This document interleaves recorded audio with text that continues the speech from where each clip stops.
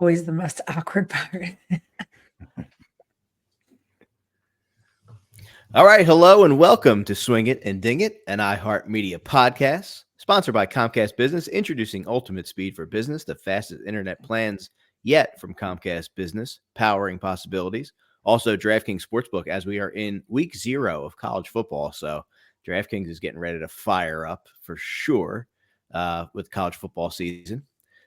And we are joined once again by our friend Ryan Ballengee, Golf News Net, back on with myself, Moose, Harry Mays, Danielle Matthews, and special guest for his annual visit, the great Greeny, up in vacation in Lake George. We'll talk about our round today at Ticonderoga for sure. Beautiful. But Ryan, what's up, man? Welcome back.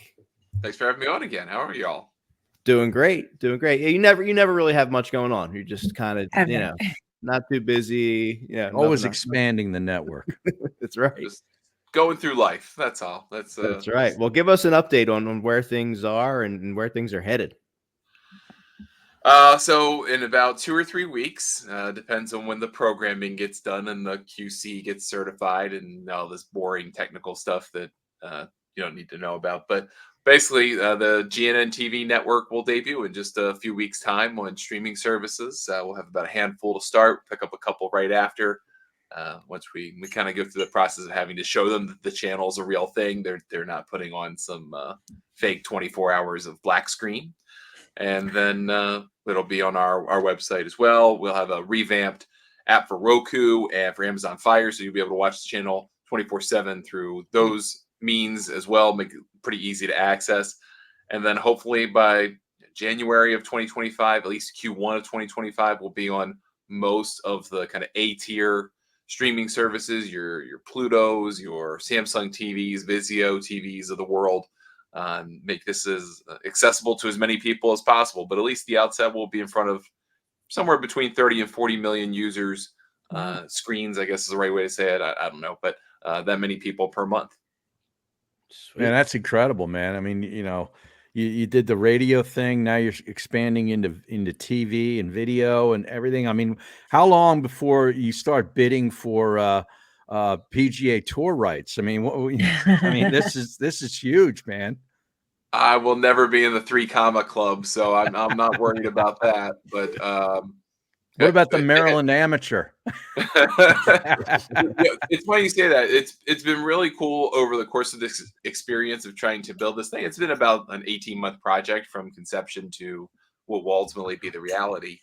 And just talking to different parts of, especially the tournament golf world, about what's possible. And there are so many ways to access golf, high quality golf production that weren't available even 2 years ago. There's a group called College Golf Network that has come up in the last couple of years, and they're kids in their 20s, literally out of college, who decided, we're going to start streaming college golf tournaments. And they did the North and South this year. They did a number of other kind of higher profile tournaments, and they decided they wanted to make this stuff accessible. That's been wonderful. Talking to the Epson Tour, the developmental tour of the LPGA.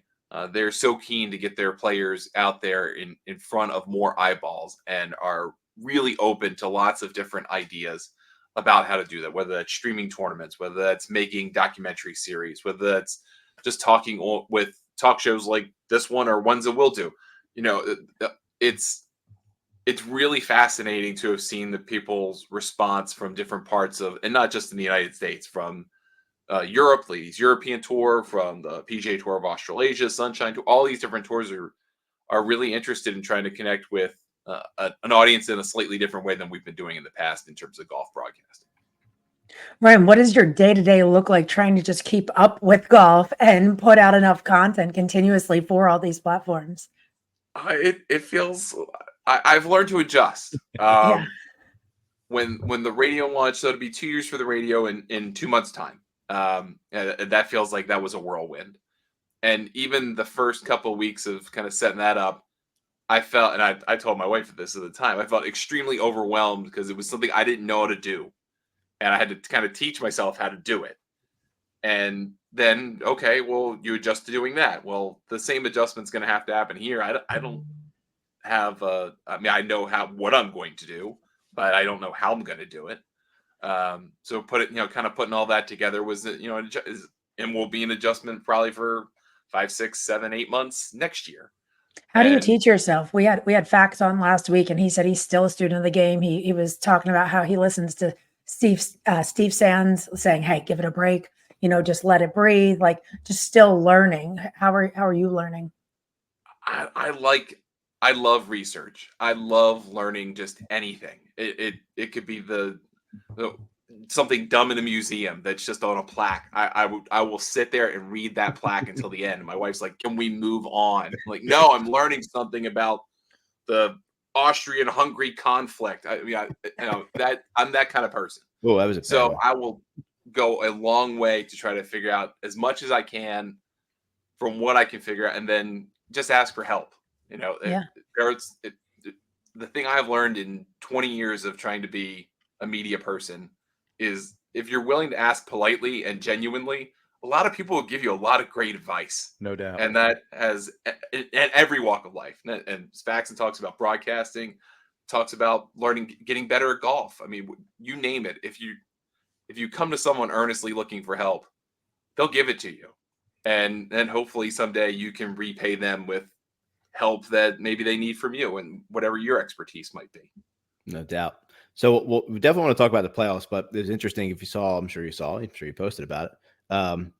Justin Thomas was quoted today saying that he would rather have, now he was very complimentary of both guys, but he said if given the choice of good or great, he would take Xander's season this year because 2 majors is 2 majors. And it just shows you how important majors are. What do you think about these 2 guys this year with Xander and Scotty? And where do you stand on if you had to be one of those guys this year? What season would you take? I think the right answer, almost universal answer, probably would be I would take Xander's season because in 10 years you'll remember Xander's season. Right. But from a pure who had the best PGA Tour season, that's Scotty Scheffler, right? I mean, he could walk away with 60-something million dollars at the end of the year. I mean, that sounds like a great PGA Tour season to me. I'm taking Scotty's season. I mean, that's amazing. You have 6 wins. You have an Olympic gold medal. There's a major in those 6 wins. Being the first guy to defend the Players' title in 50 years of this tournament. You did some incredible things. You just didn't win 2 majors. And it's really weird to say because One and a also half. he got arrested at one of those majors. 1.5. He won He got one. arrested at one, right? He won the Players. That's a half a major. Yeah, and I think that's right, Harry. And I think we've kind of come to that point too, where the public and the players have kind of recognized it's not a major, it's not a major, it's somewhere in between. It's really important. And if Scheffler were to win the Tour Championship and became the FedEx Cup winner and got the 60 million, maybe the evidence starts to stack up, and you say, okay, well maybe he has to be the Player of the Year. But I think if you kind of put the truth gun to everybody on tour, they go, I'd take 2 majors and we'll just call it a day. And they don't even care if they're the Player of the Year because 10 years from now, they still have 2 majors. And that's what matters more in the long haul. Yeah.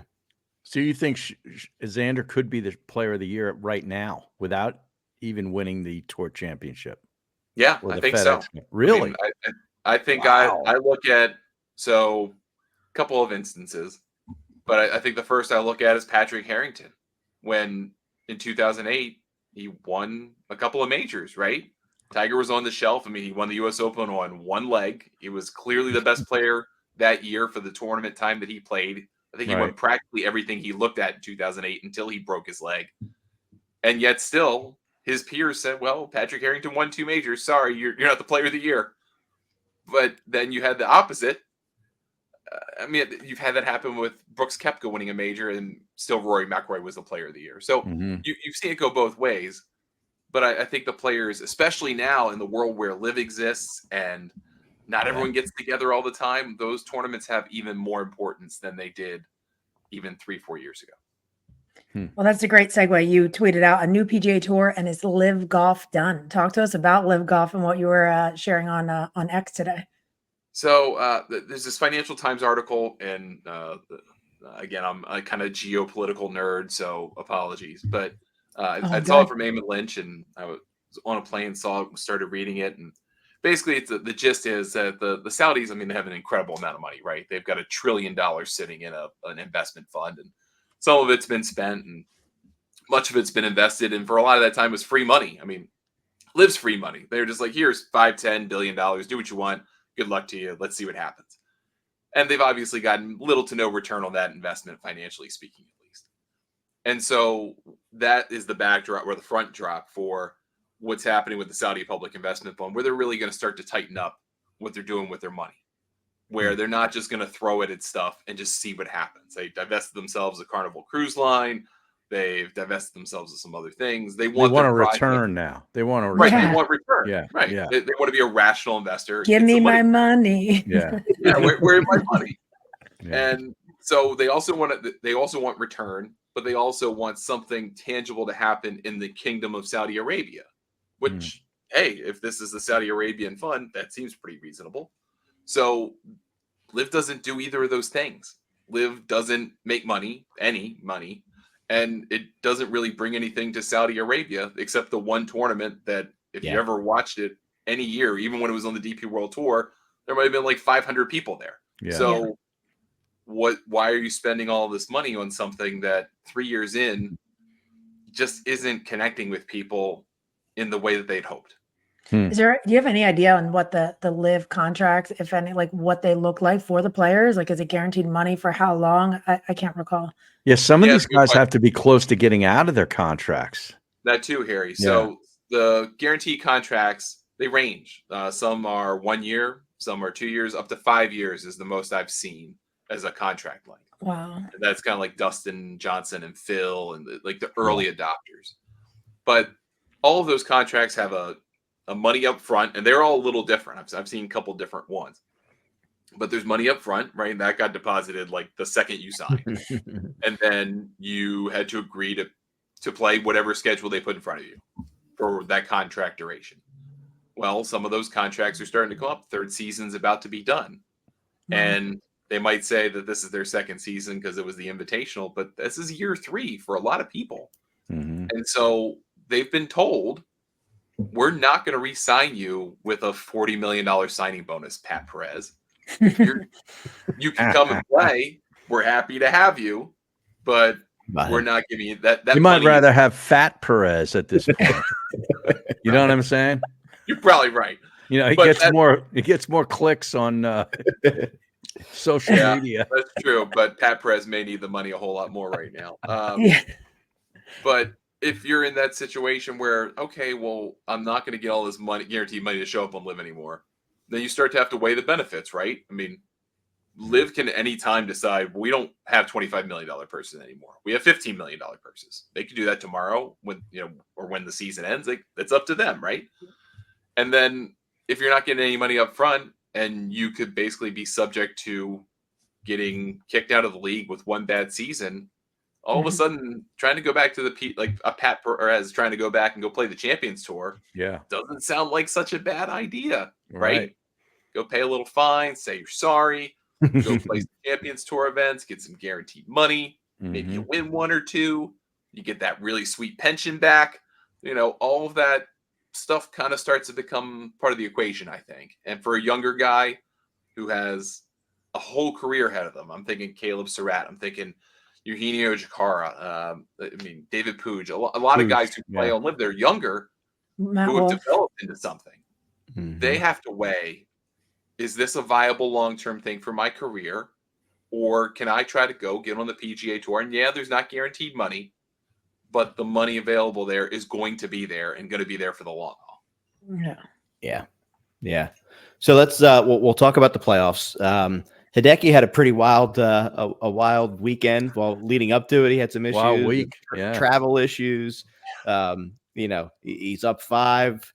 He's approached by a rules official. But we talked about it last week on the show. The guy's a gamer. Like when it's on the line, he's in the list of like guys that you want that are going to step up and play. Just talk a little bit about Hideki in the tournament last week.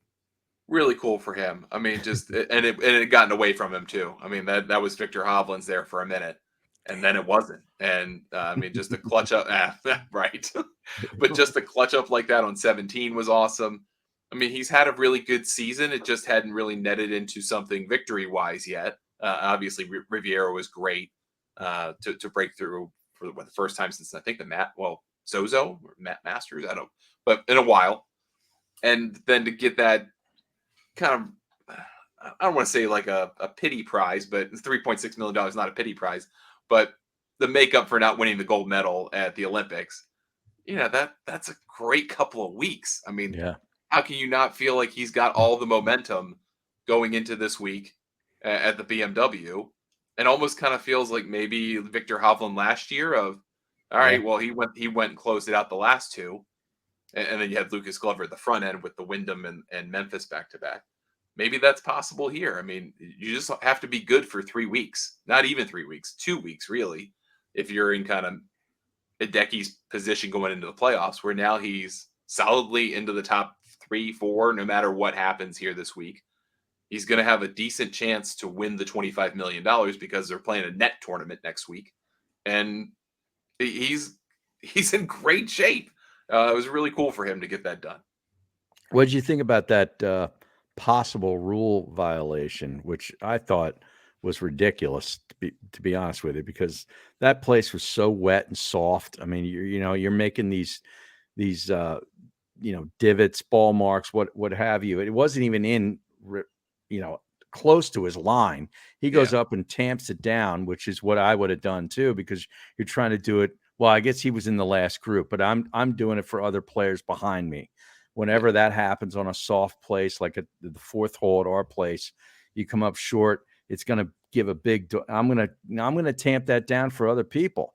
And all of a sudden it becomes this big thing, and they wait until the 12th hole to come out and tell him.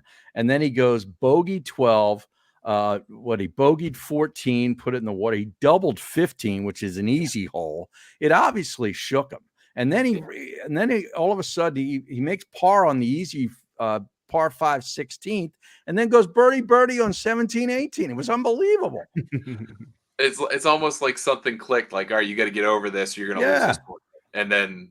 And then it kicked in, and he Matsu drama. I mean, it made the tournament interesting. It went from like a victory lap to, all right, well, maybe we've got something here. Right. Yeah. But I personally think that specific rule should not be in the rules of golf anymore. I agree. And I say that as the person who called in, unfortunately, on Camilo Villegas like 10 years ago when he did the same thing in Hawaii. No way. You called in? You were one of those guys? And I don't mean I called in. I didn't call the tour. Oh, okay. All right. He's recording the TV. Okay. He's like, snitches get stitches, Ryan. On Twitter, and I tweeted about it. And the end result was the tour saw it, and that got Camilo DQ'd. And I still feel horrible about it. But that was the rule, and it's still the rule. And I think it's a ridiculous rule. Yeah. Well, what was that calling with like Lexi, right? Well, remember that? Yeah, that was, and then they said no more call-ins. Right. And it's just kind of that specific rule. I understand why it exists, but for a professional, it doesn't seem particularly applicable, especially when you've got a lot of players playing through. Mm-hmm. It's soft courses can be an issue. There's a lot of instances where it just doesn't make sense especially for a professional, for that to be a rule. So I would just like to see it gotten rid of altogether. Yeah. What would your 1B rule that needs to be removed be? It used to be that you could move it out of a divot, but I've gone the whole other way around it. I actually am the opposite view. I probably started complaining about that 10, 12 years ago. And then I've kind of come the whole way around to it. No, we should play from the divot. Like we should make it even harder, actually. That's honestly probably the most egregious one for me is that one. And because of the Camilo thing over the years. He still has nightmares about it. Yeah. Well, all right. We took a peek back. Go ahead. How are you hopping in? No, I've seen the way this guy hits the golf ball, so he can hit it out of any divot. So it's not a big problem for him. That's right. That's right. So taking a look ahead, BMW Championship. We know this. Obviously, this is where the seeding comes into play. What are you looking out for this coming week? I have my gripes with the playoffs, but I really like how they have made each week mean something now. Getting in the top 50, you get into all the signature events. You get in the top 30, you get a crack at $25 million. Like there's a clear carrot to each week. I really like that. And the cutoffs feel more brutal. Like going 70 to 50, if you're just that short, you miss out on $200 million worth of purses. If you miss out on the top 30, you miss out on a whole heck of a lot of money next week by all the doing nothing. majors. And you miss out on all the majors, right? So there's a lot on the line for each of those events. What I'm looking out for this week is just to see how guys play at altitude.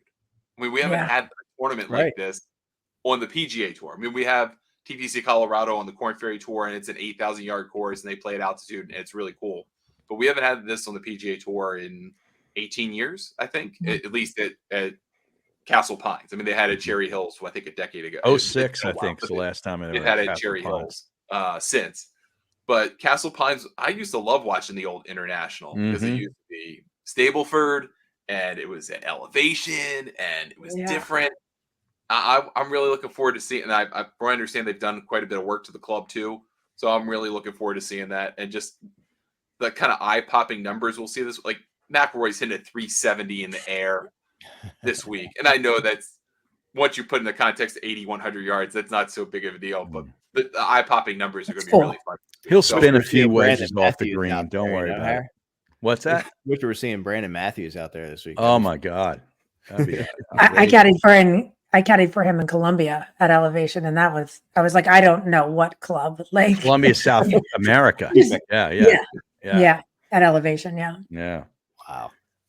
All right. But it'd be really cool to see. I mean, they're going to have to knock 10, 12% off of every shot. Wow. And you're going to have to do some quick math.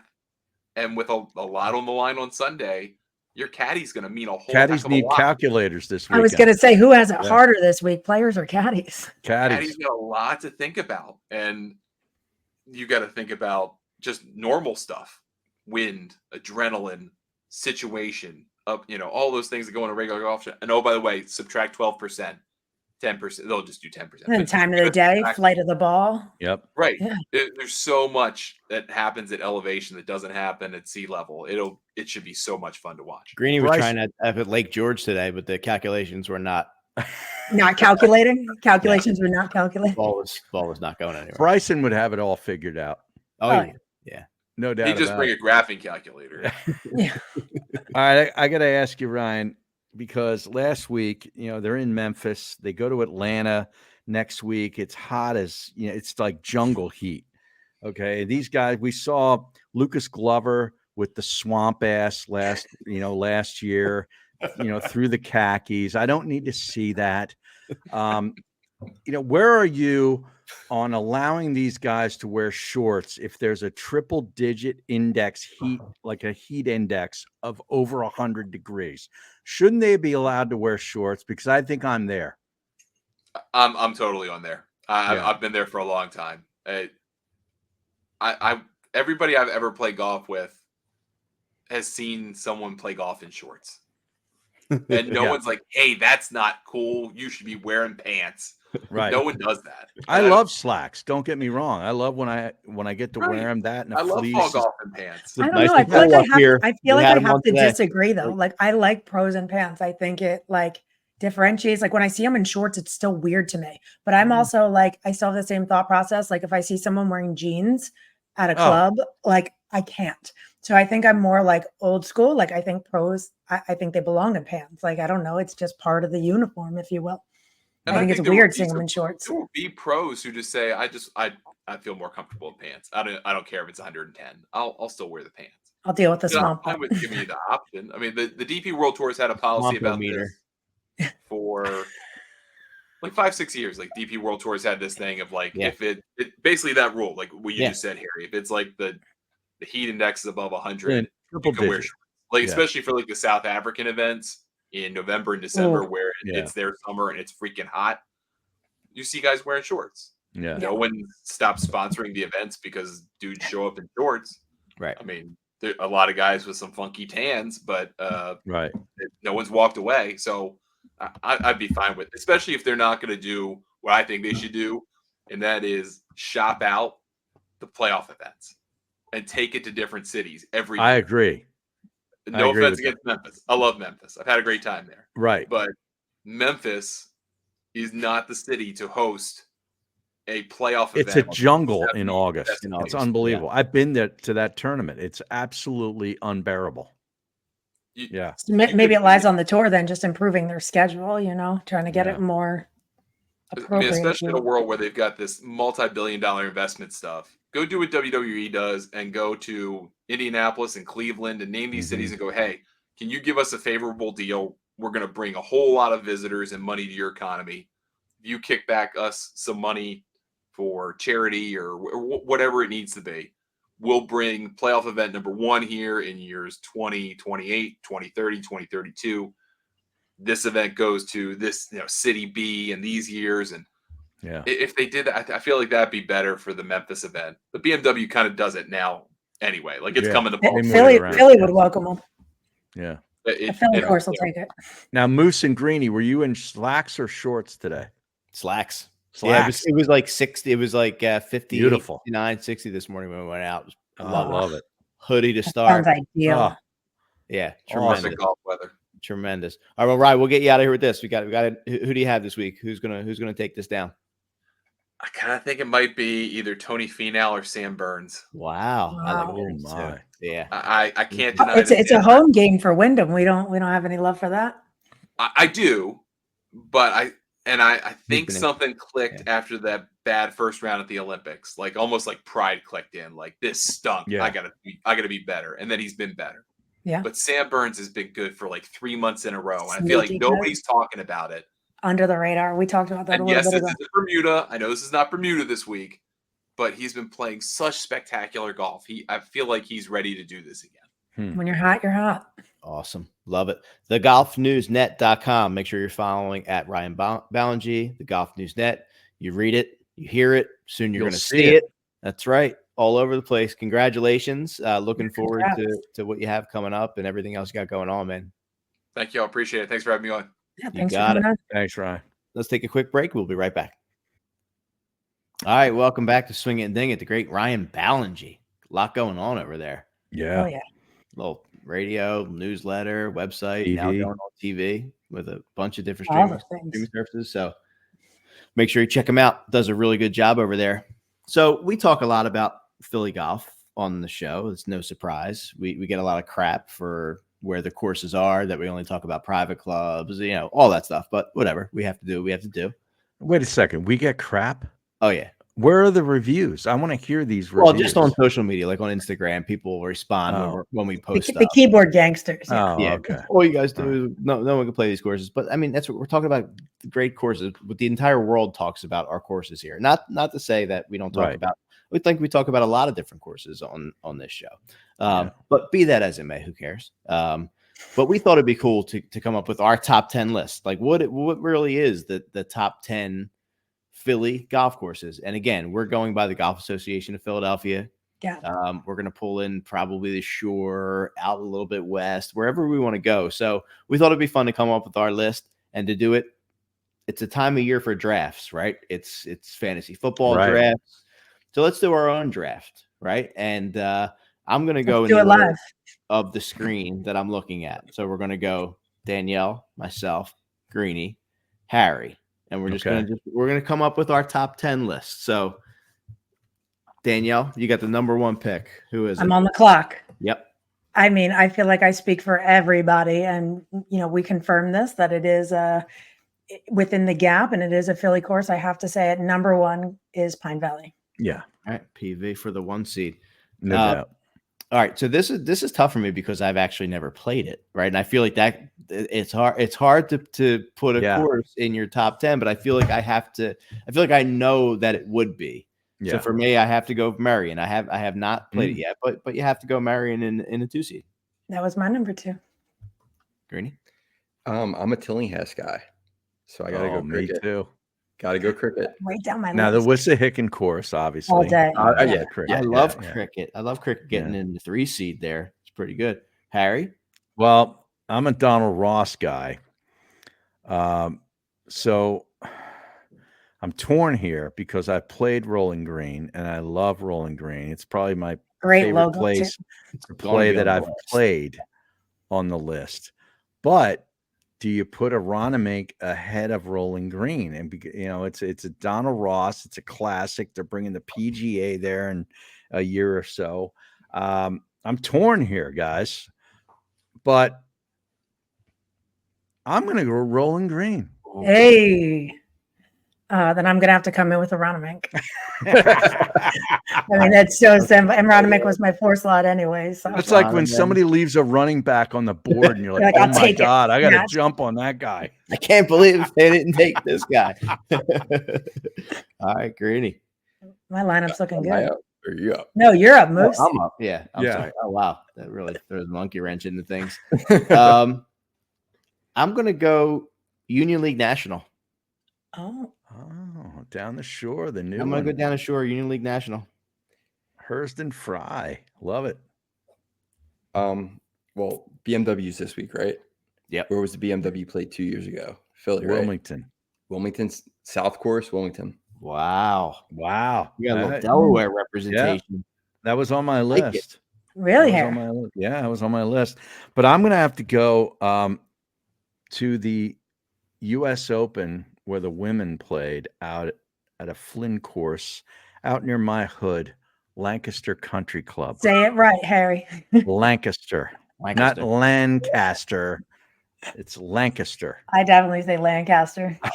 We're getting down to it. We're getting down to it. That goes off the board.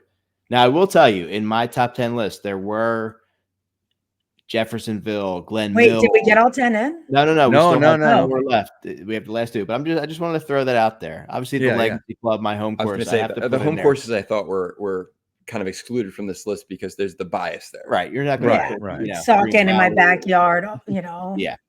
All right. So Way 2 more old left. courses. Danielle, you have the 9 pick, and then I got to close it out. Yeah, you guys might be surprised by this, but I'm gonna say Stonewall. Love Stonewall. Not surprised. Great logo too. You have that on your Yes. list, Harry? I love it. It's right there. It's right next to Lancaster on my list. Let's go, baby. Love playing that place. All right, the last 2 on my list that I had written down. I'll tell you who they both are. Then I'll kind of work it out. I have Manufacturers, Manny's. and I have Country Club Scranton. Hey, CCS making it. So I have to decide. And for sentimental reasons, with the NEPA coming up, I'm closing out with Country Club Scranton. My guy. All right, there's our top 10. Pine Valley. What are some of the ones that we had off? Oh yeah, go ahead. Run down the 10. Run Yeah, down obviously Manny's. I had Galloway on my list for the short course. You just played that too. Just played it. I loved it. Greeny and I were talking, like we mentioned, with Jeffersonville and Glen Mills as public courses that you can get on. How about you guys? What else did you have on the list? I had my go ahead, Harry. Go ahead. No, go ahead. I had Saucon just because that's my backyard, and literally every course there. I mean, Wayhill, Old Course, and even Grace. We've played that little course quite a few times. I had Applebrook on there as well, and I actually had White Manor on there, and this is just because that was the first course that I ever went to and saw a golf event live in person. So it was just kind of cool and kind of got the golf bug started. Although I wouldn't say it's like a top 10 Philly course, but in my top 10, I think it's pretty cool. Yeah. Well, I mean, Manufacturers had to be close to the cutoff to me, even though I've never played it, but I just know it's so good. Riverton is a place that a lot of people don't really know about because it's in a small little town along the Delaware River near Cinnaminson. But it's a Donald Ross. I played it 2 years ago. It's absolutely fabulous.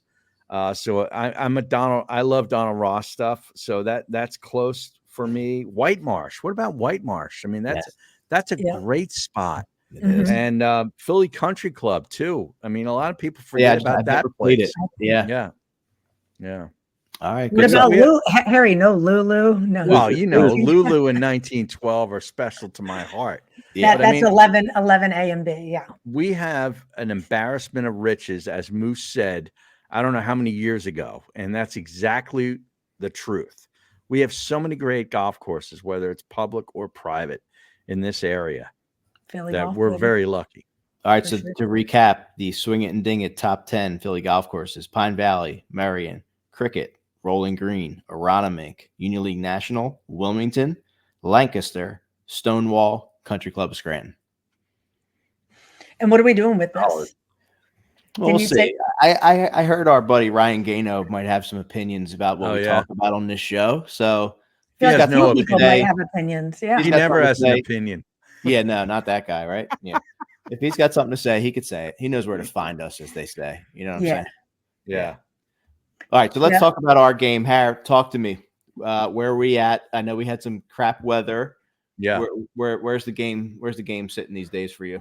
Well, I played Bluebell on Saturday and dodged the rain and had a pretty good round, really nice round. I've been making birdies every time I go out now, like at least one birdie. So I know things are on the improvement. Their fifth hole, it's one of their shorter par fours. I was the only guy that hit it in the fairway with the driver. And then I hit a 9-iron over the green or over the bunker. There's like a lot of bunkers in front of the green. You can't really see where the green is. Hit it to 10 feet, made the birdie putt and made a couple of big pars. So I felt really good about that round. And then the next day had a money match at my club with a couple of guys that I love to play with, but we got very competitive. And me and Pito shut out these guys. We were up 5-4 on the front, and we won the overall, but we lost the back on the final hole on 18. But I made a birdie there and a bunch of pars too. So things are starting to improve. And Harry, you still have that same approach of just being happy and just that too. Disgruntled out there. And I took a lesson from Coop at Green Valley, Greenie, Coop, and he's gotten me getting to here on my backswing, which has never happened before in my life. Wow. Okay, and it's made You're working on your mobility, right? Getting around. Yeah. So it's a big you deal. Golfers, we're sitting in church on Sunday, and I look over and Brandon's just with his hand. I'm like, stop. Yeah, exactly. He's just taking it back. I'm like, my goodness. Danielle, we got the clubs out. Actually, so we are heading up to Pennsylvania on Friday, and I'm like, these are coming. They're coming. I'm gonna ask my mom to watch Vienna. I'm gonna make sure I can play around with you guys. I'm gonna hopefully, even when we get up there that week ahead of time, the four of us can get out and play somewhere. Definitely. Yeah. So we are, Green and I are up in Lake George for our annual family vacation. And so we found this course last year. We're staying up a little bit farther in Hague. And we typically play Sagamore, but it's a bit of a drive. We found this course called Ticonderoga last year, and absolutely, I don't know of a course I play that I have more fun playing. It just is. It's like cut into the side of a mountain. It's like very rustic, but every hole is fun. Huge ups and downs. It's a blast. It's so much fun. A lot of elevation change. Who designed it? Do you know? I actually don't know. Okay. I have to look that up. If I knew how to spell it, I'd look it up for you right now. Ticonderoga, great logo, right? One of the best logos. We got. What's the logo? I'm gonna look it up. What's the logo? It's a big cannon. Like a cannon. What is it called again? Ticonderoga. Like the pencil, Yeah, right. Oh, okay. And literally it comes up to pencils when I type it in. Yeah. But like we usually get the first tee time, and like the clouds are still like tucked, in front of the mountain. A lot of times you can't even really see. Today actually it was clear, but just an awesome course. Just so much fun. We're going back out when. I saw the video you put up on. Yep, that's it. Yeah. That is a sweet logo. I saw the video you put up on the social media on the Instagram. It looked great. Yeah, it's so cool. Yeah. Right? It's like so like I don't know why, like it's just playable. Like it's not easy. It's hard, because of but it's in great condition. It's awesome. Clubhouse looks cool too. Nice little spot to have a bev afterwards. Yeah.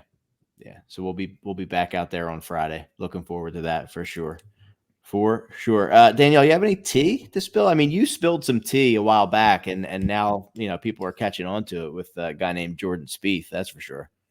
Yeah, so I told probably like a month or two ago that it was rumored around this area of Jupe that Jordan Spieth may have like career-ending wrist surgery, and it's just finally coming out again that he's like, look, I've just been struggling through, and Supposedly he's going to get surgery. So we will see. I also saw that when we're looking at this week and we're talking about the bubble boys, we see Tommy Fleetwood at 31. His probability of advancing is 51.7%. And then my guy, Danny McCarthy, is also on the bubble, but he has what people are saying is a torn labrum, and he also may need to have surgery. So they're saying his current position is 30, but the probability of advancing, people are saying, is 28.1%. I'm going to take the over, but he might need surgery. I mean, this game just these guys, like Ryan was saying, it's going to be a young guy's game. You know, somebody on Golf Channel today was saying they're going to take what's his name? Oh my goodness, why am I drawing a blank? He wins with palm trees. Come on, Harry, help me out. Why am I drawing a blank? Yeah, Akshay. Yeah. So they're like, yeah, we're taking Akshay, 22 years old. He can walk around this course, no problem, blah, blah, blah. I'm like, did you see his legs? The guy got hurt celebrating though. So right? He sprained his, he needed to stop and get his whole arm taped up and everything else, you know? But yeah, it seems like a lot of injuries happening. And I heard guys on the Golf Channel on Monday or Tuesday saying about Jordan Spieth targeting coming back for the Hero Classic. I'm like, are you serious? Who gives a crap about the Hero Classic? Let's be honest. All right, you're going to rush yourself back from surgery to play in a freaking like kitten giggle in the Bahamas. Are you serious? No. Just like seriously, Sony, maybe that's it. What about Tiger's event? We saw. Who cares?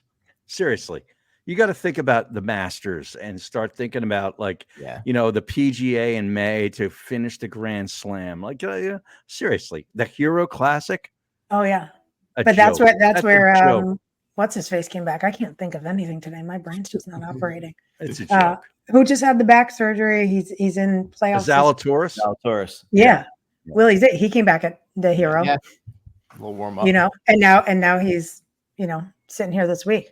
So last week I previewed, like, if you wanted to get your time in the lights, time in the stars, I told Harry I needed him to go down and audition for Happy Gilmore too. Yeah. He sent me the most amazing text ever. I don't know if I'm allowed to share it on this. Moose would have to make a note of the time, so we'd bleep it out. So I can't share that, but we did. I mean, that's up to you if you want to share it here. Go ahead. Well, I took a look at the map of where this place was in Morristown. I've been to Morristown before. In my medical sales days, I stayed in a nice hotel there and went to the hospital and all that stuff. This was not that hotel. This was right downtown. And this place does not look like Morristown of 30 years ago. So I looked around. I'm like, there's no parking. There's no way I'm going there. And then I saw the Barstool tweets of the line around block after block after block of thousands. And I texted you guys. I think there might be 10,000 people there. And sure enough, there was. And I'm sure 90% of them have never seen a golf course. Okay. And that's fine. But I said to Danielle, she sent me actually the text of Barstool with the video. I go, I wouldn't wait in that line for free sex and cocaine. And that's a fact. Well, we talked about the young man's game, Harry. Exactly. Yeah. Exactly. Yeah. This is you back in so thousands of people went to audition and Harry did not. Yes. But I did sign up on the website like last week and I put pictures in and all that stuff and said that I'm willing to do this, that, and the third. So what were you willing to do, Harry? Well, I mean, like travel and okay. I think they said they're filming in New Jersey though, right? Yeah, somewhere in New Jersey. Yeah, filming in Jersey. Why they had this at Morristown at that hotel is beyond me. Hey, it's Netflix. They're balling on the budget. They should have had the Short Hills Mall. Right. Yeah. If they're, joke. Yeah. Yep. All right. So we won't be seeing Harry and Happy Gilmore Probably too. not. Probably not. We'll see. We'll be seeing some other random people that were wrapped around that line. All right, let's pull it back here. Luke Clanton, the amateur sensation out of Florida State, he was awarded the Mark McCormick Medal, which is given to the top male in the world amateur ranking. So with that honor, he gets exemptions in the U.S. Open at Oakmont and then Open at Royal Portrush that we were talking about last week. So what a season that kid has had so far. You guys been following amateur golf at all? Yeah, Not really? Total stud. I mean, really. I mean, he and the kid from, I forget, is it Coyven from Auburn? But this guy drives it, 20, 30 yards past Coyven. It's just going back again to stud. What Ryan said. It's going to be a young kid's game. These kids just coming out and just specimens. British Open, the women's British Open at St. Andrews. This might be the last time that we're seeing Lexi. I'm pretty sure at a major. She's been getting so much press. I don't know if you guys have been watching that, but I thought this was pretty cool to pull up. So the prize money went up from 3.5 mil in 2018 to 9.5 million this year. So a nice little jump. However, in comparison, the men's purse for the Open, 17 million, which is of course the lowest of all four majors. So not even half of what the boys get paid. Wow. Xander, did you guys see this? He got pretty candid on his golf career. I think it was on the Corn Fairies Instagram and X. Did you guys see that at all? Him talking about? I didn't.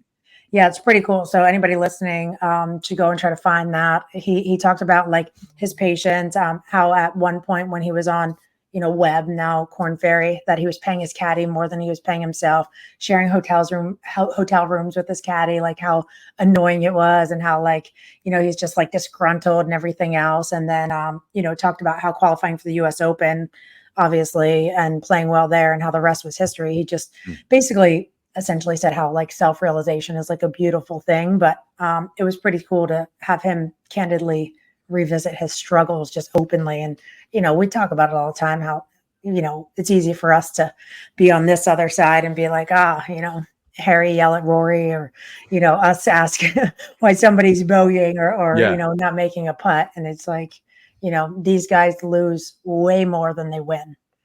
And then Corn Ferry Tour, first week of finals. So we'll be able to take a look at some of the young guns that will be moving up to the PGA Tour next year.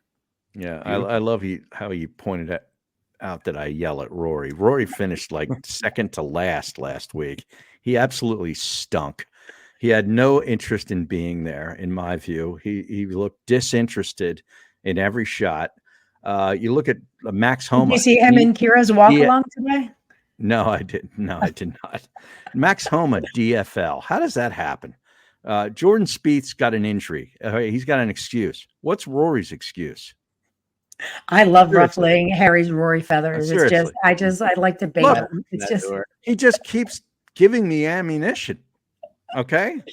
And I'm going to pour gasoline on the fire all day. Yeah. I've been doing this since 2015 with this guy. I love it. I love it. Yeah. So I wanted to highlight, we talked a little bit about it last week, but Corey Bolin, friend of the program, Greater Pottstown Tennis and Learning. They have their 7th annual golf tournament coming up Monday, September 16th at Spring Hollow. So great course. Good spot. Really good spot. Check it out. They have still opportunities for sponsorship if you want to get involved. And also, just getting out there to play it. Supports some really good stuff. Free programming for adaptive programs for special needs. It's really cool stuff that they're doing out there. Check it out if you're going to look for a great round of golf at a really cool course. Support the Greater Pottstown Tennis and Learning Center. Danielle, you like Game Set Advantage? You like that saying? I do. I think it's a good it's a good tagline. Yeah, it's good stuff. Check them out. Still some time to get involved, and let us know if you get out there and playing it. So looking forward to seeing how that event. I love good golf for a good cause. Yep. No doubt about it. I know he always looks good, but we haven't heard much from Greeny today. I need to hear a little bit of Greeny, his like impressions of the podcast, or his year of personal golf. I want to hear from Greeny. Let's start with the impressions of the podcast. We're going to put you on the spot. Likes the YouTube. Yeah, I love the YouTube. Actually. Oh yeah. I have the YouTube on at home when working remotely. love tuning into you guys. You guys do a great job. It's really, I've been, as you guys know, been here from the beginning. Yeah. You guys have grown so much over the years, and it just gets getting better and better. My year of golf has actually, and I know you guys talk a lot about how your games have gone over the year. Mine has not gone so well. Kind of taking a step back. Probably need to get back to Coop like you, Harry. Yeah. But things are starting to come around, and it's mostly around the short game. Short game is always one of those things where you kind of always got to be around and tinker with and really practice. And that's where my problems begin and end. And so today, I think it was a better short game for me. You were on today, no doubt. Yeah. I was just going to ask, what do the games look like between you two when you're out there? So here's the thing. He and I don't exchange currency, as a rule of thumb at all. Like sometimes I pay for stuff, sometimes he pays for stuff. But today was our warm-up round. I think on Friday, what we're going to do is we have some stakes we're going to do. So we do. The one of us has to serve, the other one drinks all day. There's negotiations in the game. There's negotiations. Okay. I like that. Yeah. Be my slave for a week. Yeah. What we'll have to do for sure, for Friday to save. But Greeny's game is he's giving himself not enough credit. I mean, the guy, he could play the game, Remember, Are we are we allowed to pull in Powers chirping in our private chat here? Yeah, sure. If you want to, you sure can. He said, he goes, so that means Jeff plays like shit if there's no gambling. It's true. Is that right? Yeah, I do play better when there's something to on the line, just to keep the concentration going. But our rounds are more relaxing. We have a house full of kids here, so it's we're having a good time wherever we are and taking our time. Couple cocktails, Yeah. A little have you guys did that thing on like Instagram, TikTok, X? It's like, my husband or boyfriend says it takes 9 hours to play golf. I just want to know if that's true. And the one guy's like, well, yeah, actually it should be like 12, but if you got him new clubs and bought him lessons and get him a new like Scotty Cameron, he could probably like cut it to like 7.5. But if he's playing 9, like that's not that bad. And I'm like, this is amazing. That's awesome. Right? So good. Well, we know Greeny's going to bring it when it's time to see the line, because he and his crew, his syndicate, they put some action out there for sure. Right. They definitely put some action out there. So let's talk about the BMW Championship. We talked a little bit about it with Ryan. Excited to see this course, Harry. Let's talk about the course, of course, because so often we talk about the same courses over and over again, but to get to see a place like this will be pretty interesting. Yeah, I haven't been here since I think 2006 with the old International, which was the Stableford event. Castle Pines Golf Club, Jack Nicklaus design, 1981. It's par 72. It's about 8,000 yards.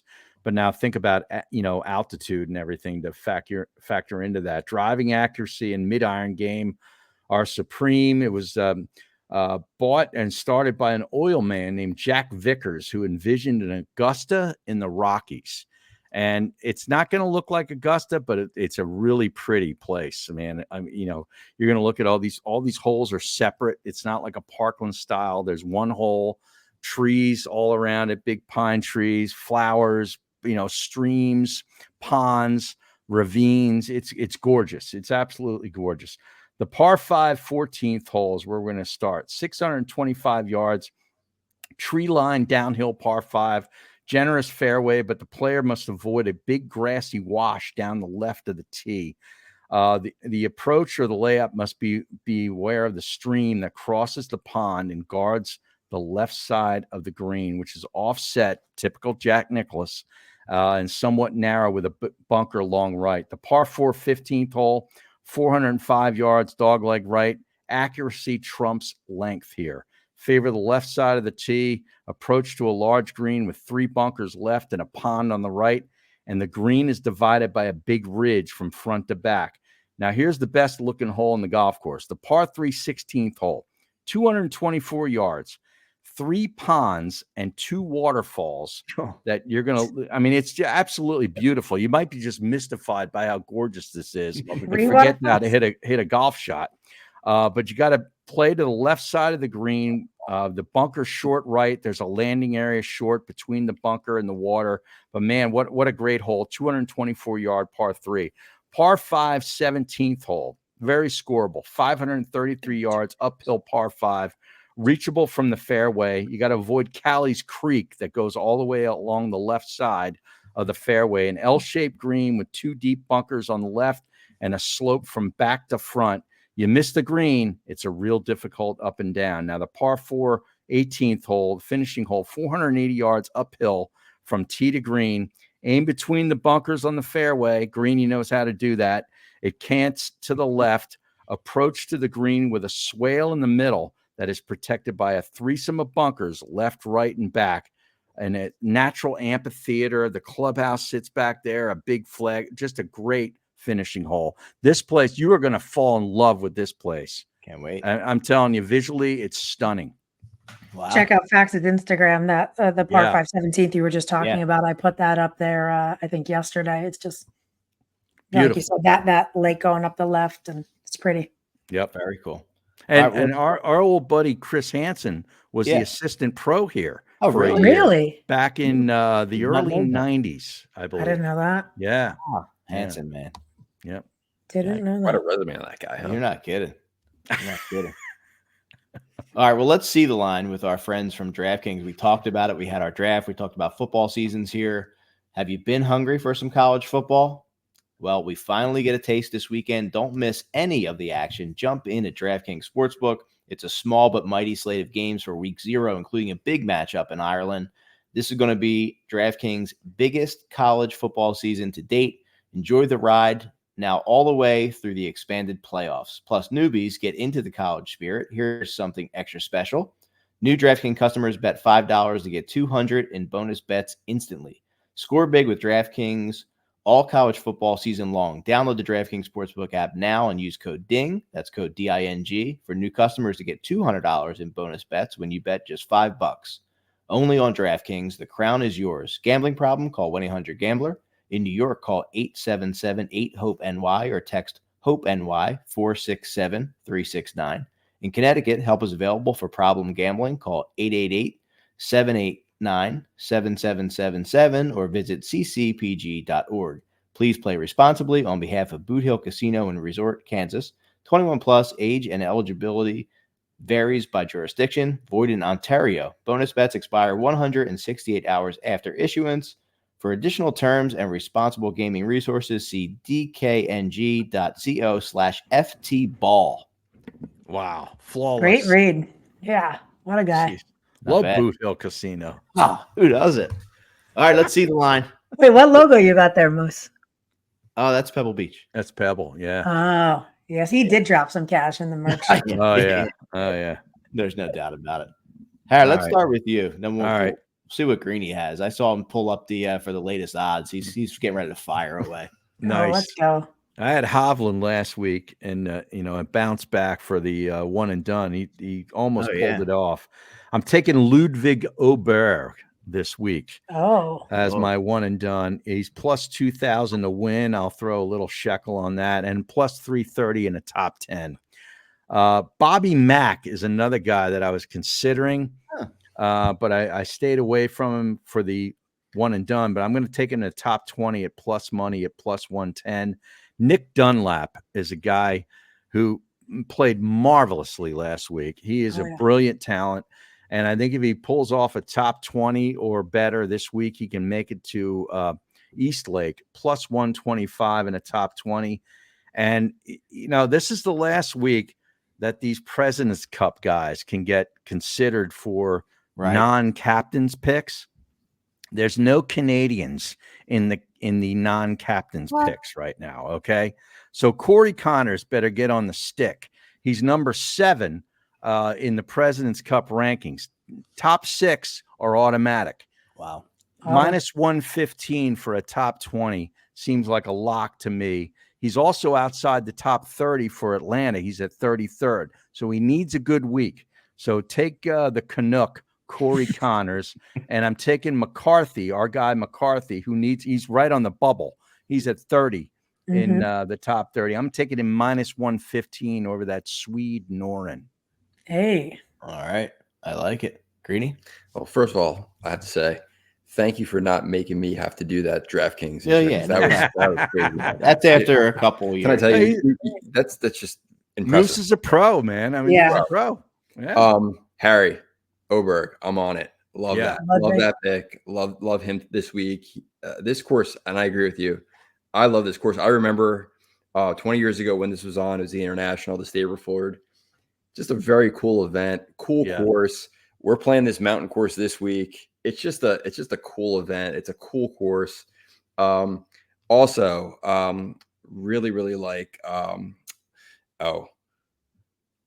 Connors. No. Yeah. Off. No. No. All right. Well, No? Sam Burns. Sam Burns is my Oh, other you guy. like, yeah, you Yeah. Burns. Okay. Yeah, So I like Sam Burns. Burns. I like Burns too at 2,800. With all the talk about Scotty and Xander, I think Xander is could also win. It's a really short number at 600. You have Scheffler at basically 300, Xander at 6, Rory at 1,400. Morikawa is way up there again.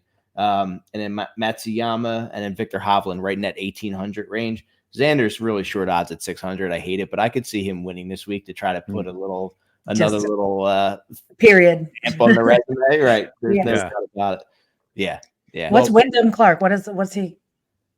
He's short number. I actually He's took him He's in a one and done. Although one and done, who I mean, it's between Brace and Nick Cale right now. Like, no way. Brace gained on Nick Cale a couple thousand or whatever.